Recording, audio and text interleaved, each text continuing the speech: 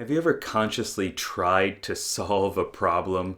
Like you just think over and over and over about it. And the more you do that, the further away you get from the actual solution. Like it just feels like if I just think a little bit more, I'll figure it out.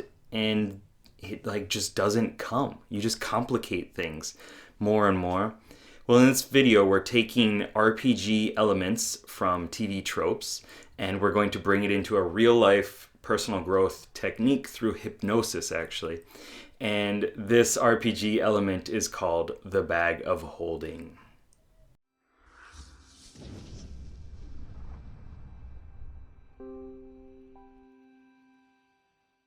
What's up, game changers? Sherman here from Geek Psychology, helping you find your true character and level it up so you can play life better. So this is, as an INFP, in the Myers-Briggs system, that's someone who uses what's technically called extroverted intuition.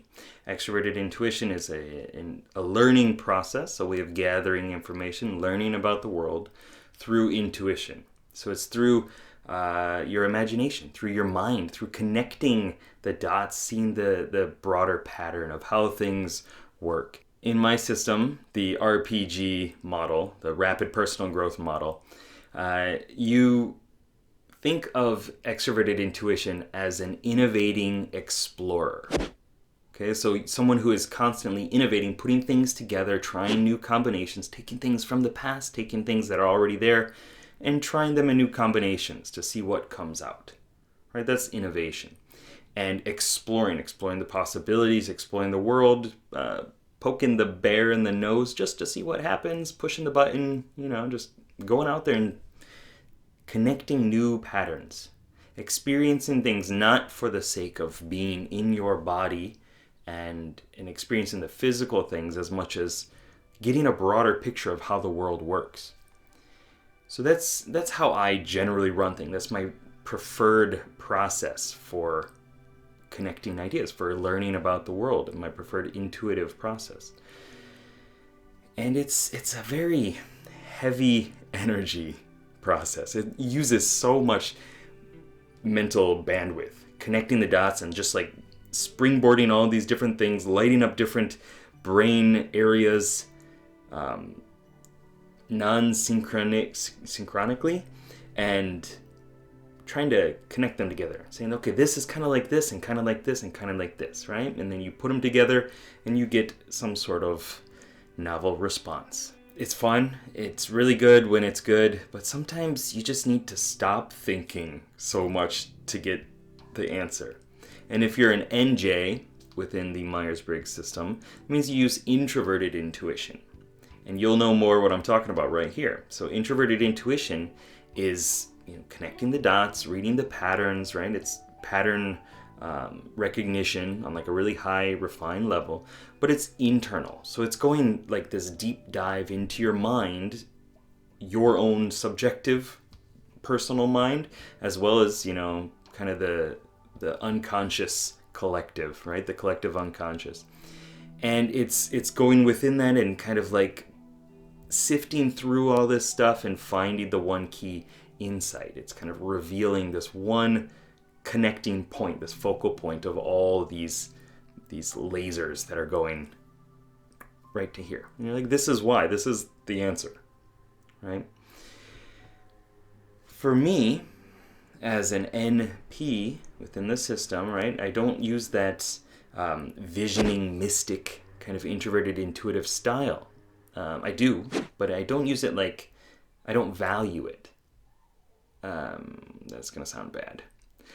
I don't personally, within my personality type, naturally go to there as my problem-solving strategy. I go to extroverted intuition and I start throwing spaghetti all over the place and I'm like, oh, this one, and I connect them. Or I bridge it to or translate it to another domain and say, oh, it's kind of like this. That's why this geek psychology thing came about, because it was personal growth and development, and it's kind of like this character in this game. It's kind of like this aspect, right? And that's how I bridge them together and innovate a new thing, right?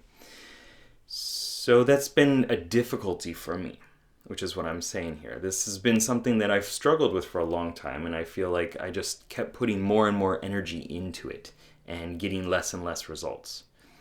And so something that I've done recently, I've started studying hypnosis through Mike Mandel hypnosis, and doing self-hypnosis as well, and kind of different procedures, different techniques within that. So we bring it back to the games. Bag of holding within RPGs is this item, especially in Dungeons and Dragons, it's this item, this bag that has everything in it.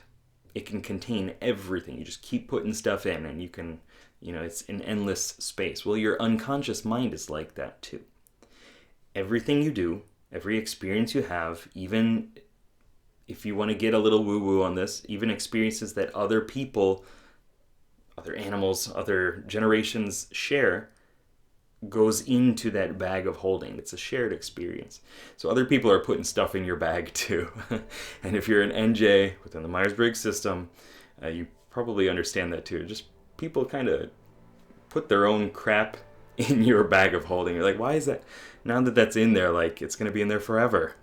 And I got to deal with that now.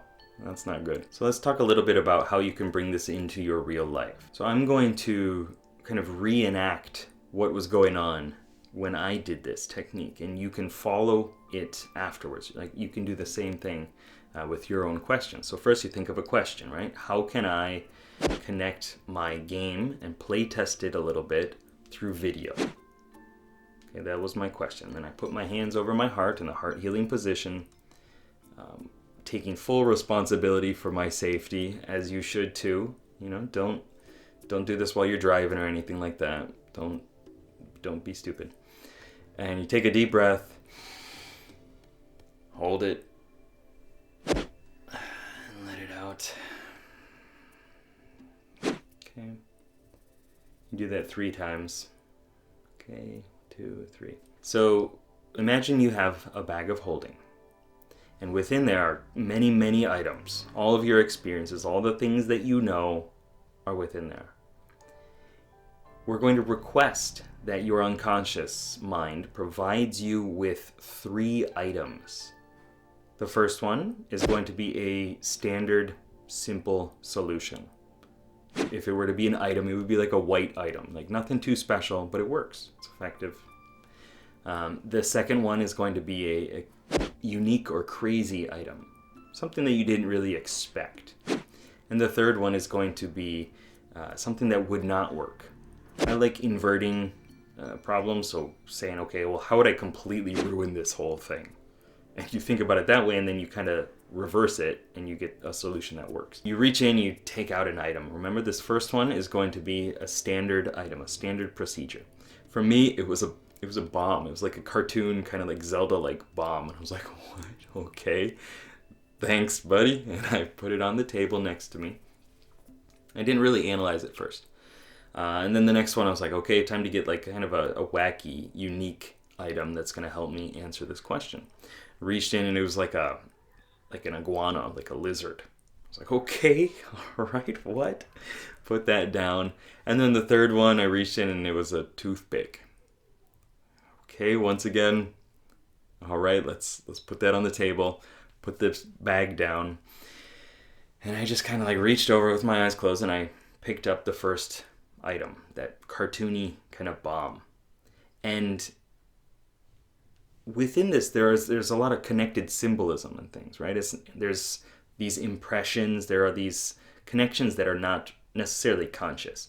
I picked it up, and I instantly got this feeling of like, okay, well, I guess I need to have a problem kind of within the story and within real life, and then play through a couple characters as they're approaching that problem, right? So use my game mechanics and kind of role play a couple different characters solving the issue and see what happens, and kind of use that as like a short little video. That's just how the connections felt. Like, I just picked it up, I didn't censor it, and that's what came out. Oh, that's pretty good, actually.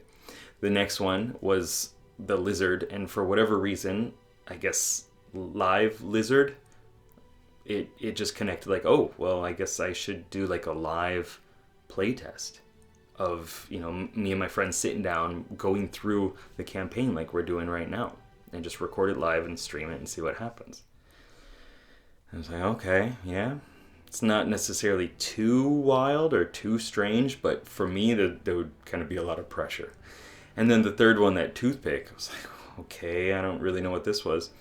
And I kind of just got this feeling of like nitpicking, like fine combing through all this stuff and being really particular and being super focused on making it perfect is not going to be the right thing. That was the feeling, the sensation that I got from picking up that magical toothpick within the unconscious bag of holding. If you're interested in this type of stuff, you can go to geekpsychology.com and sign up for a mindscaping session.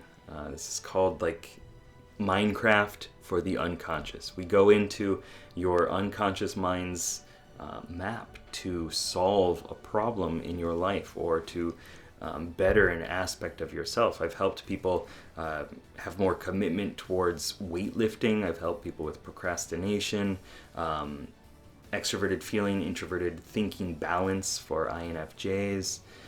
Tons of different things. I've done it with myself for effective decisions, which is an INFP struggle for sure. And speaking better on camera, which you might not believe, but it has helped. My memory. I've done it with a lot of different things, and you can do it with really anything in your life because your unconscious mind is there to support you and serve you and help you to make the meta version of you so much better. So if this is something that you're interested in, go to geekpsychology.com and sign up for a session. And if you want one-on-one coaching, you can do that too. I hope this video was helpful. Please let me know down below in the comments what helped you, how are you going to use this, and if you know any other similar techniques like this. Because I'm always curious. I want to collect more of these really cool NLP, self-hypnosis, fusion techniques. All right, keep up the lifelong questing. Good luck, have fun. Peace.